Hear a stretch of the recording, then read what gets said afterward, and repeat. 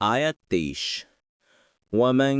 كفر فلا يحزنك كفره إلينا مرجعهم فننبئهم بما عملوا إن الله عليم بذات الصدور অনুবাদ আর কেউ কুফরি করলে তার কুফরি যেন আপনাকে কষ্ট না দেয় আমাদের কাছেই তাদের প্রত্যাবর্তন অতঃপর আমরা তাদেরকে তারা যা করত সে সম্পর্কে অবহিত করব নিশ্চয় আল্লাহ অন্তরসমূহে যা রয়েছে সে সম্পর্কে সম্যক অবগত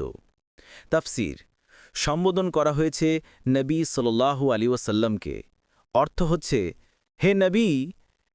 যে ব্যক্তি আপনার কথা মেনে নিতে অস্বীকার করে সে তো নিজের দৃষ্টিকোণ থেকে এ কথা মনে করে যে ইসলামকে প্রত্যাখ্যান এবং কুফরিকে মেনে নিয়ে তার উপর জোর দিয়ে সে আপনাকে অপমানিত করেছে কিন্তু আসলে সে নিজেকেই অপমানিত করেছে সে আপনার কোনো ক্ষতি করেনি বরং নিজেই নিজের ক্ষতি করেছে কাজেই সে যদি আপনার কথা না মানে তাহলে তার পরোয়া করার প্রয়োজন নেই সাদি